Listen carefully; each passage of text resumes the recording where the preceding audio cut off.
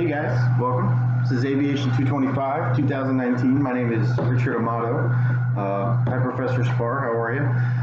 I chose to talk about the privileges provided to you as a private pilot certification. In lieu of my little story I told you, Mr. Spar, and some of your concerns, so I thought I'd brush up on this. Anywho, as a private pilot certification holder, you are now able, can you guys see that okay? You are now able to act as the pilot in command for an aircraft with passengers. You may act as the pilot in command for an aircraft as in a charity event, nonprofit organization flight, or any community event flights that are going on, as long as you're not receiving compensation.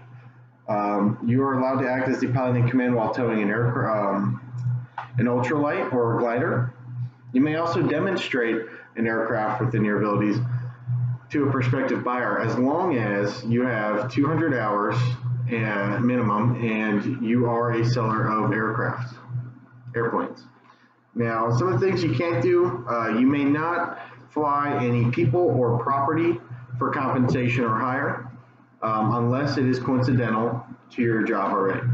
An example of that would be if I'm a construction worker and my company owns an aircraft and my boss knows that I have this private pilot certification and they need me to transport their airplane from one location to another via flight, and I'm already getting paid a salary for my job as working for my boss. Now that would be a coincidental situation where I could fly that aircraft while earning some income. Other than that, you may not earn income as a pilot until you get to your commercial pilot certification. Something really exciting, probably one of the most exciting portions of having your private pilot certification, aside from the freedom, is that you may practically fly anywhere in the world.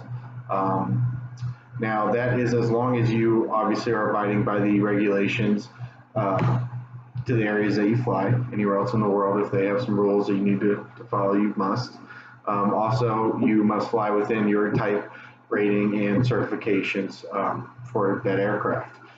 So if you're a single engine landing certification, then you're allowed to fly single engine aircraft. Or if you have land or sea situations like that, would be some type ratings.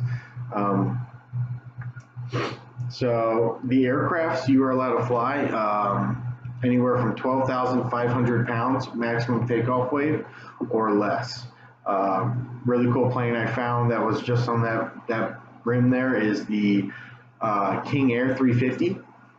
Is one of those that was just under that maximum takeoff weight you could fly. Now that comes with a couple stipulations. So in order to fly the King Air, as an example, you have to have a high performance rating, which is 200 horsepower. To have a high performance rating, to need a high performance rating, you must the aircraft must have a 200 horsepower or greater engine, a complex rating. Addition to your certification as well would be any aircraft that has flaps, retractable landing gear, and a trim system involved, and then a multi-engine as well for the King Air. On that example, to fly more than one engine aircraft. So there's some cool things. I found this information in the FAR, part 61113, and it also talks about the hours needed and such to get the private pilot certification and all the requirements for that. Really excited to get to this point, just around the corner, almost there. It's been a lot of work, and love it. Private pilot certification, big deal. Lots of privileges, lots of things to know. You got to be careful not to break the rules. Income's a big one. A lot of people fumble with that. If you do split the cost with some passengers, you and a group of friends go down to the Keys for the weekend, you have to pay your pro rata share of that flight. So fuel, rental fees, anything associated with that flight, you have to pay your fair share. So if there's 4 of you, you have to pay 1/4 of that. Of those fees. That being said, you guys have fun, fly safe, and it was good to talk. Thanks.